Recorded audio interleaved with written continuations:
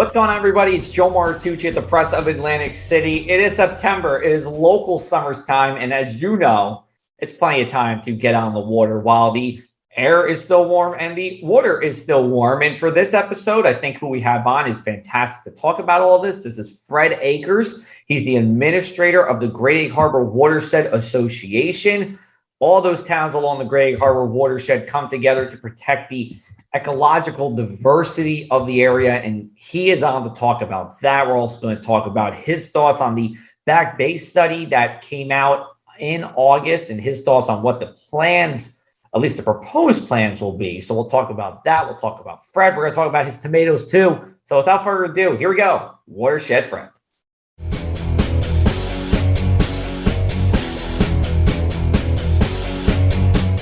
All right, let's get this going. We are here with the man himself, as he likes to call himself, and I actually like it too.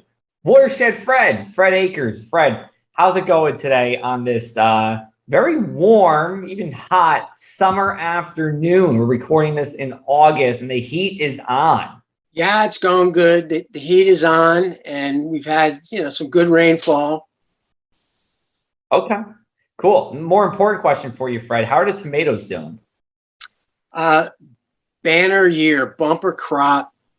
They got cooked just a little in one of the heat waves, but they're taller, bigger plants, and the harvest is just overwhelming.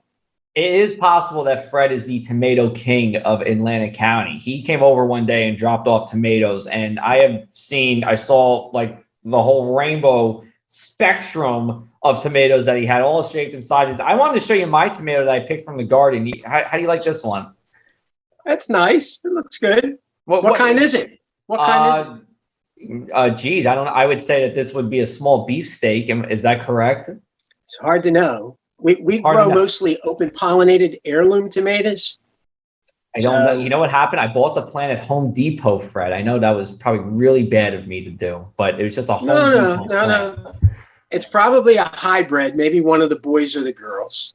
Okay. Big boy. Well, it tastes good. It looks good. So, those checked off two big boxes for me. But good for you for growing it. Congratulations. Well, thank you. I appreciate it. We always grow it. Actually, when I was growing up, my nonna and both my nonna and my Tatone, Italian for grandparents, they used to have a pretty sizable garden, at least for Union County standards. Let's just talk about, besides the tomatoes, because I think you're really just a fascinating person to talk to because you're so involved here in South Jersey. And on a personal note, I feel like a lot of what you do, is like unsung work, and it's very important, maybe not get all the credit that you do deserve. So Fred, I'm just going to kind of turn it over to you, and, just in 2 or 3 minutes, just tell me about yourself, growing up. How did you get to be at this point in your career? Okay. I grew up in Brigantine. I went to Atlantic City High School, and I was in the Boy Scouts and spent a lot of time growing up at the shore, in the back bays, boating, fishing, canoeing, going inland to the Pinelands. I've been canoeing on the Great Egg Harbor River off and on for almost my entire life, from maybe 14 years on. And over time, I went to college at Drexel, and I got a BS in business administration, and I went on to work for big companies like Procter Silex and Johnson & Johnson and the Glass Company and Miller Brewing. So I was chasing those corporate jobs. And then I kind of reached the point where I said, I don't think this is the way I want to go. So I moved back to New Jersey, and I said, I'm going to be here, so have a sense of place. And over time, an opportunity came up to get involved with the management of the Great Egg Harbor Watershed Association. And that opportunity came with the federal designation of 129 miles of wild and scenic river. And the Great Egg Harbor Watershed Association was designated as the host. It was the first river in the United States to be locally managed because there's no federal lands. And there was a need for a staff person to start that and build it and make it into something. And that's what I did. I started that around 2000. Got it. And you kind of are leading me into, my next question about the watershed here. What's the importance of the watershed actually being locally managed as opposed to something that would be under federal control? Okay.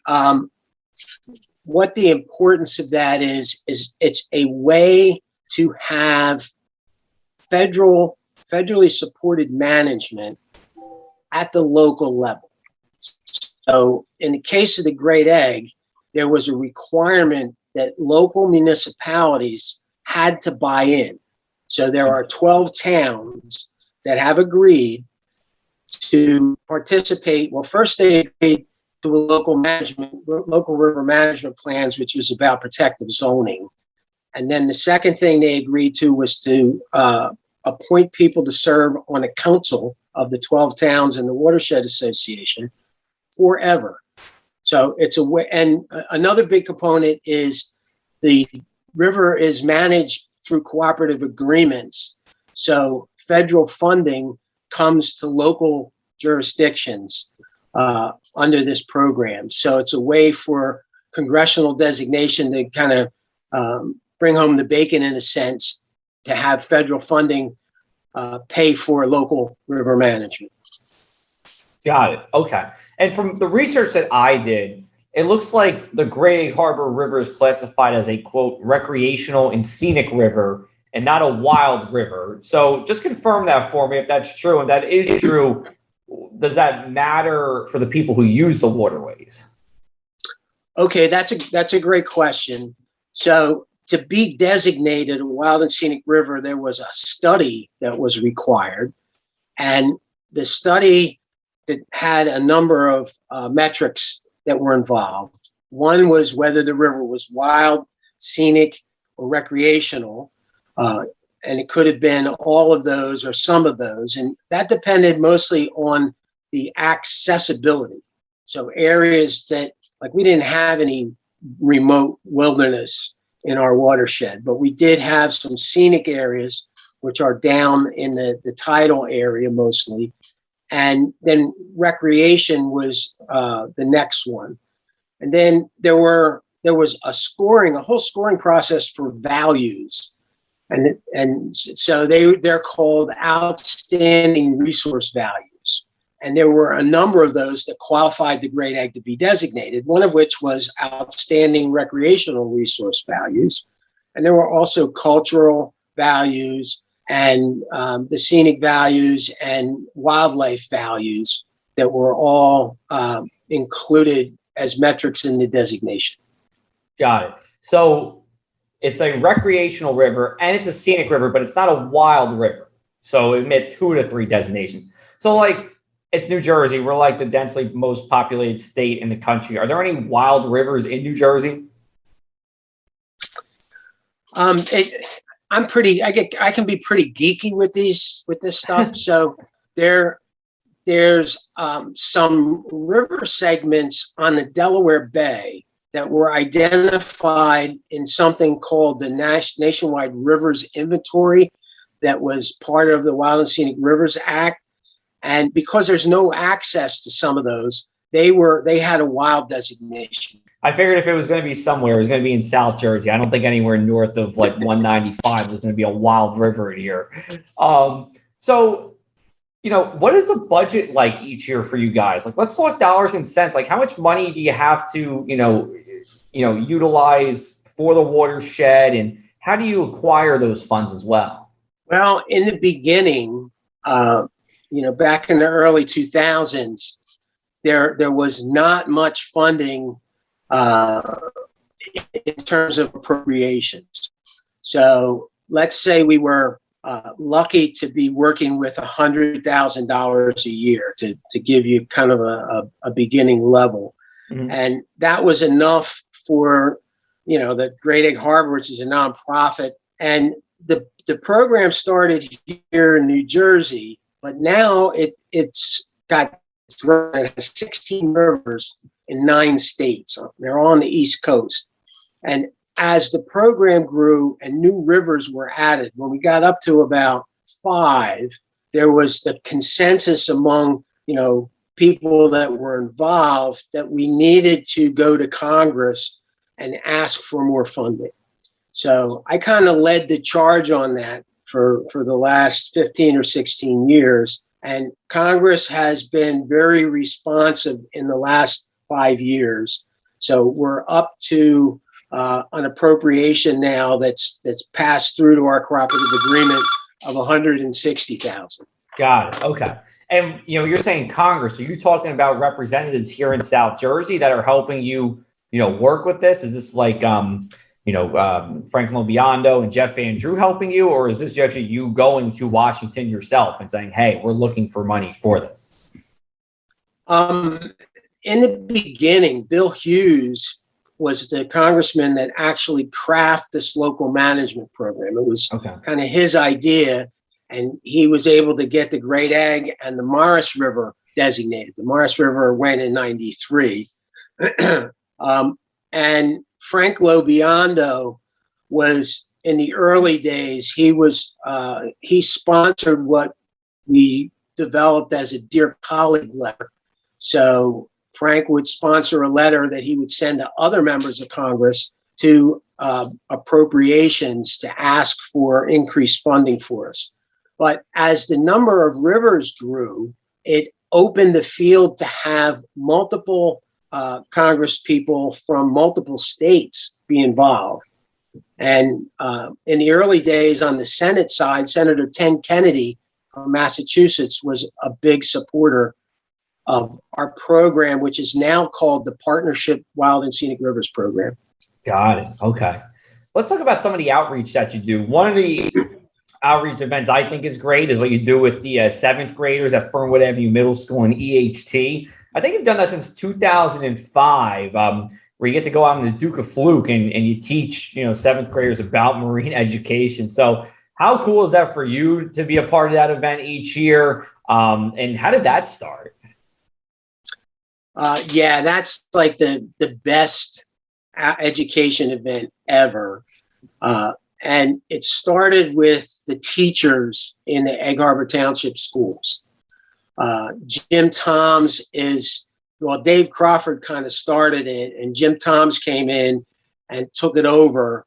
And he actually was the one that got together with the captain of the Duke of Fluke and determined that they could pull a trawl net with that boat and get samples of, marine creatures from the bay and bring them up onto the boat.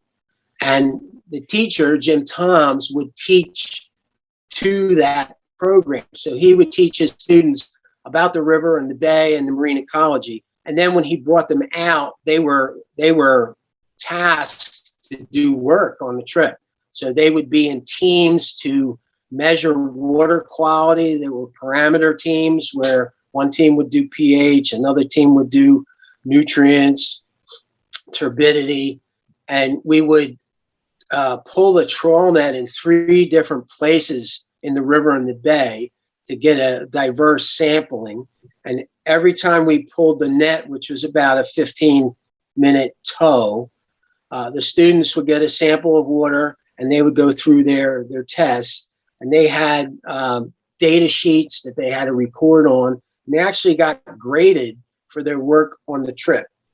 And it was a serious business, but it was also great fun because you never know what you would catch, and we would catch all kind of interesting creatures, and then we would spend the time teaching about each species to the students as we pull them out of the net. Got it. So when's this upcoming school year trip happening? Well, we're having some difficulty now continuing the program. The COVID issues, we haven't been doing it for the last 2 seasons. And the boat was also changed ownership. So the new owner hasn't really, isn't on board yet with the program. So it's kind of in jeopardy, but that's a status.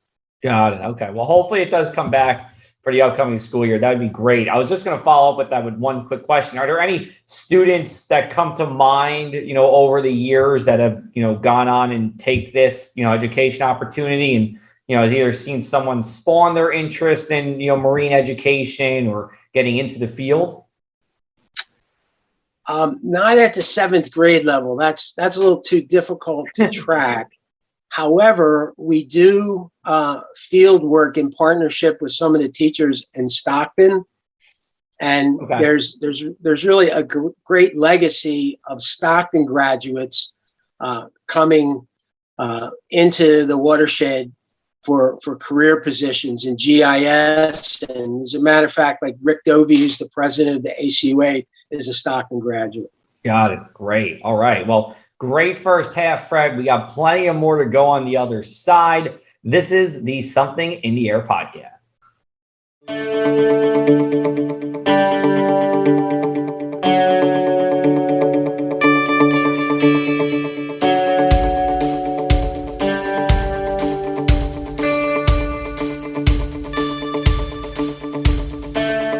All right, and we are back with the Something in the Air podcast, brought to you by the Press of Atlantic City in conjunction with the fine folks over at Stockton University. We are with Watershed Fred. He is the administrator of the Great Egg Harbor Watershed, and we have been talking about everything watershed related. And we're going to shift gears a little bit into the second half because Fred does wear a few different hats, and we'll get into that. But I want to talk to you about one report that came out by the Army Corps of Engineers, the long, we'll say, studied Back Bay project is finished, and the Army Corps, in conjunction with the New Jersey Department of Environmental Protection, did come out with its initial plan. And with those, it did include some things that would impact the watershed area. Floodgates, there's proposed 3 floodgates to be built, including one through the Absecon Inlet, another one between Longport and Ocean City, and then also a Back Bay barrier that would help to pool off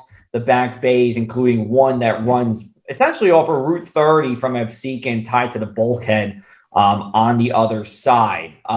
Fred, I know you have some thoughts on this. I want to turn it over to you and see what impact that would have on the watershed, both positive and negative, and your opinion of it in general.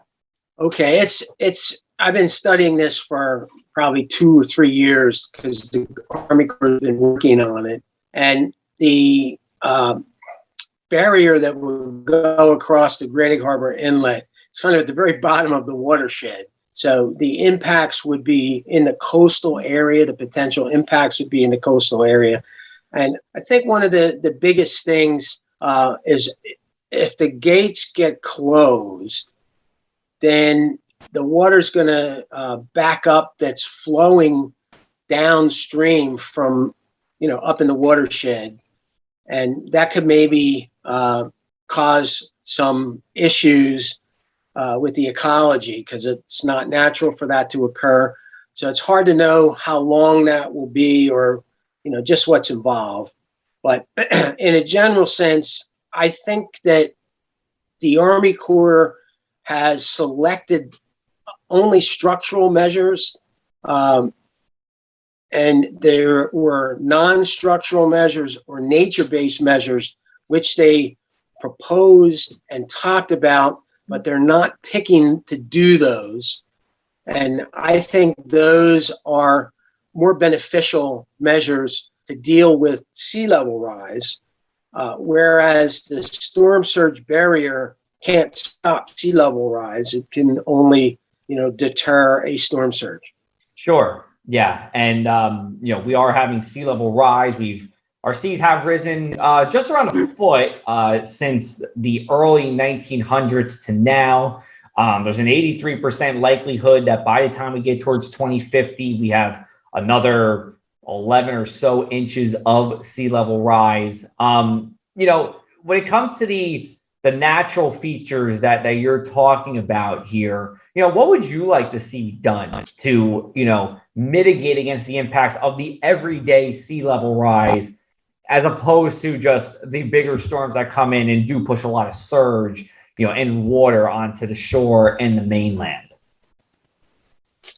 Well, one of the proposals that I think I like and it makes sense is the channels always need to be dredged, and that material is basically eroding off the marshes. So to develop methods to take that and put it back on the marshes to build them back up would keep the marshes in play for absorbing and mitigating tide water that comes in and out. Because if sea level rises and the marshes become submerged, they're going to die, and it'll just become, like water areas that won't provide much ecological benefit or protection.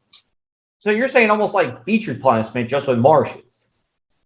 Yeah, it's a little more tricky because you don't want to kill the marsh by piling a bunch of dredge spoils on it. But there's some other creative ideas that they're looking at in Barnegat Bay. And one of those that I think is pretty cool is to take a pool in the bay that's not doing much and create a new island with the dredge spoils. So that would be kind of a speed bump in the road of waves coming in and out and surges coming in and out. And it would also then add habitat for birds, for example.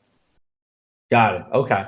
Yeah. And I was actually in Holgate not too long ago, and I believe they were, at least the people I was speaking with, they were mentioning something like that to, mitigate against from the sea level rise here.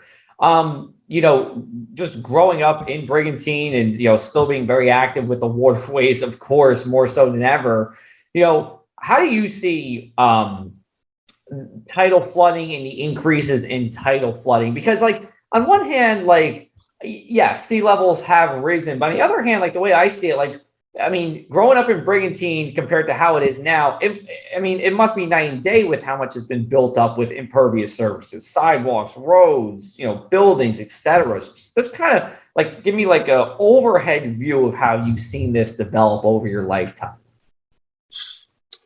When I tell people I grew up in Brigantine, I tell them it was BC, which is before casinos.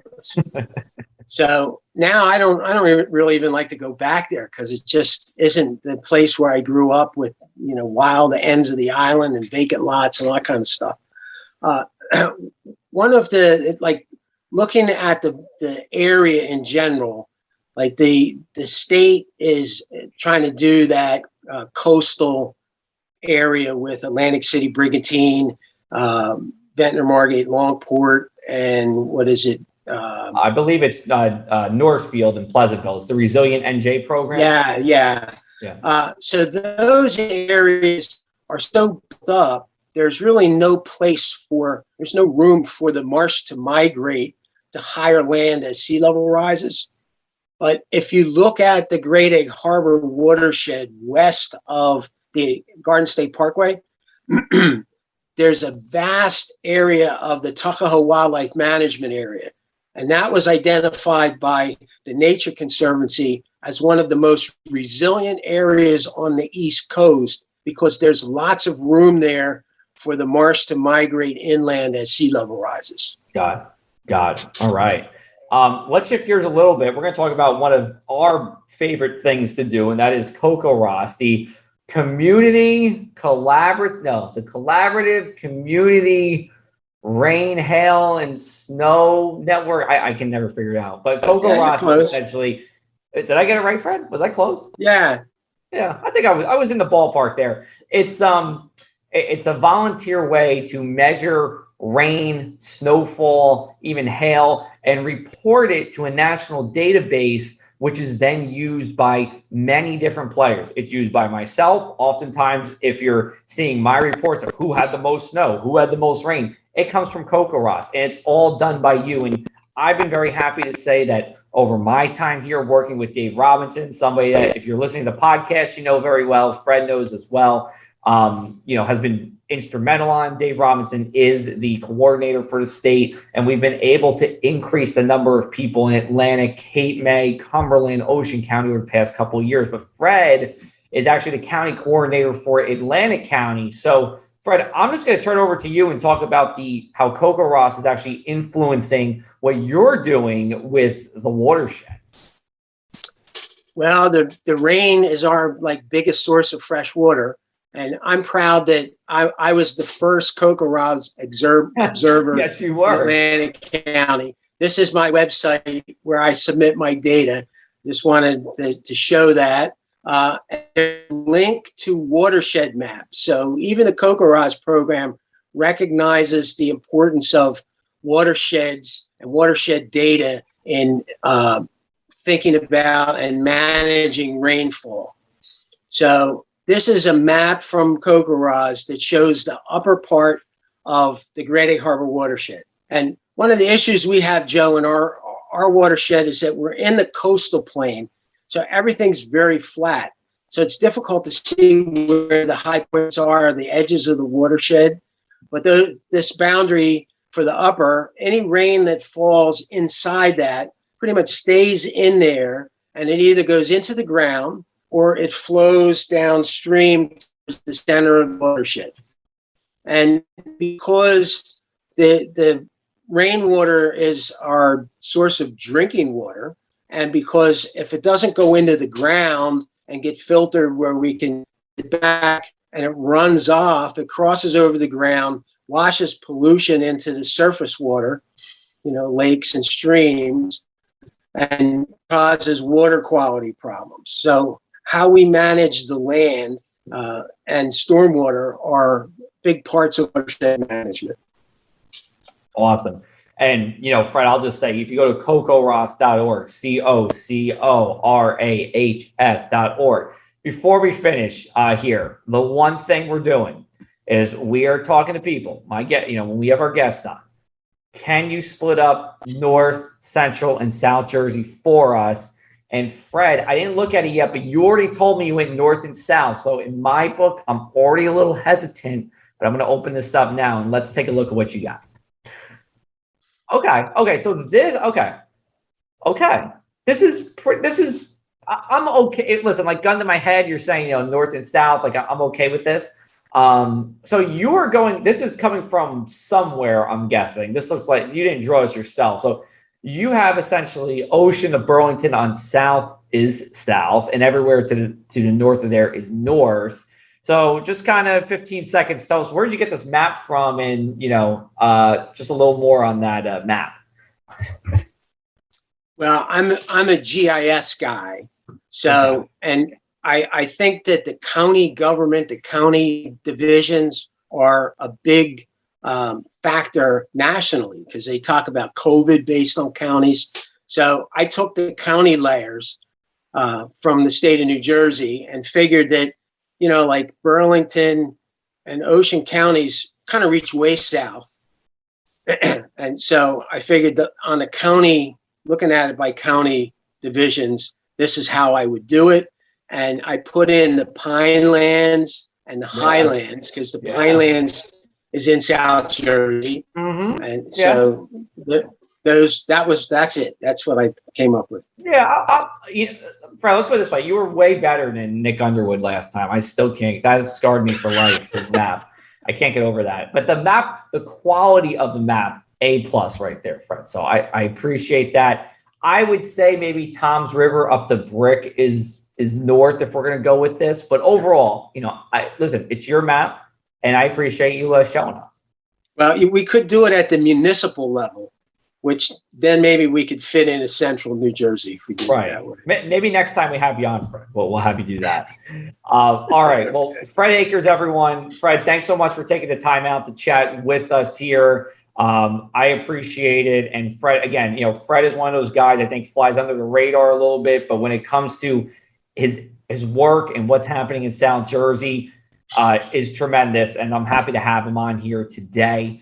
This is the Something in the Air podcast. We'll be back with you the first Wednesday of October, recapping local summer September with New Jersey State climatologist and Kokoraz coordinator for the state, Dr. Dave Robinson. Until then, everybody, take care, stay safe, and we'll chat with you soon.